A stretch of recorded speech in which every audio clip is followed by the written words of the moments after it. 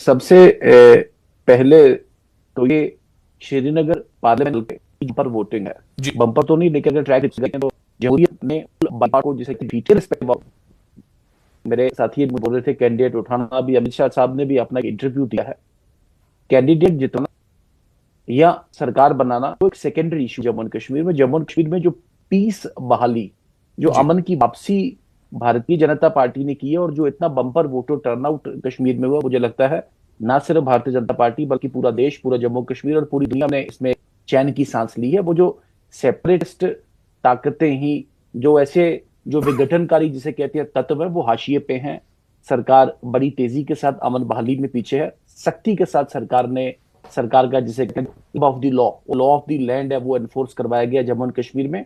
और इसी सब का एक नतीजा है कि आज जमाते इस्लामी भी, मैं देखें, बड़े साफ और स्पष्ट, मेरे पहले बड़े बायनाज लोगों ने इसको रेफर नहीं किया तो है। पठानिया जी, इसकी मैं बड़े इसकी साफ और वजह क्या, ये जो बदलाव है, इसकी वजह आप क्या मानते हैं? कोई प्रेशर है, कोई दबाव है, या 370 हटने की वजह से ये मुमकिन हो सका है?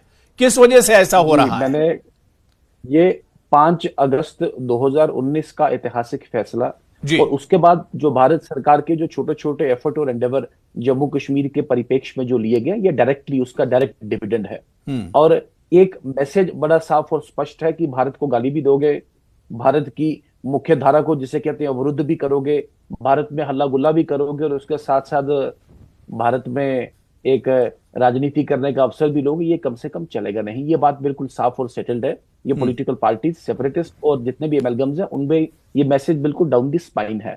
हम्म। मेरा विनम्र निवेदन है, कोई भी पॉलिटिकल पार्टी नहीं, लेकिन इंक्लूडिंग नेशनल जमात कॉन्फ्रेंस और पीडीपी तो इसे नहीं मानती है। ओवैसी जी हमारे साथ बैठे हुए, वो तो इसे 370 की वजह से नहीं मानते हैं कि 370 की वजह से ऐसा हुआ, 370 की वजह से वैसा हुआ। ओवैसी जी तो इसे नहीं मानते हैं। आपके सामने अभी आपके सामने अभी जमात इस्लामी के प्रवक्ता पूरा डिटेल से बता रहे थे कि वो एनसी के ही कार्यकाल की जिसे कहते हैं वो हाइलाइट्स आपको गिनवा रहे थे कि हम तो चुनाव में लड़ते थे, हमारी आवाज नहीं सुनी जाती थी, बाद में रैगिंग बिल्कुल। होती थी, अल्टीमेटली हमने डिसाइड किया कि हम दूसरी लाइन पे चले। अवैध साहब इस पे कम से कम अपना स्पष्टीकरण अगर देते तो अच्छा रहता। तो एक मेरा एक जिसे कहते हैं साफ और स्पष्ट हमारा एक स्टैंड है इसमें कि कोई भी political party including Jamaat Islami को मिला के कोई भी पॉलिटिकल प्रोसेस में आए, ओवैसी जी आप जवाब दे उसका सकते हैं स्वागत। बीच में। जी जी। लेकिन law of the land, Bharat का संविधान का एक संवैधानिक एक ढांचा है, वो एक फ्रेमवर्क है। उस फ्रेमवर्क में रह के ही इलेक्शन कमीशन भी उन्हीं पॉलिटिकल पार्टीज को चुनाव लड़ने की, चुनावी सरगर्मियां करने की, कैंडिडेट खड़े करने की परमिशन देता है, जो उस कॉन्स्टिट्यूशन के लिए जिनके पास सम्मान हो, और कॉन्स्टिट्यूशन का वो जो दायरा है, संविधान का जो दायरा है, उसी दायरे के बीच में ही रहे।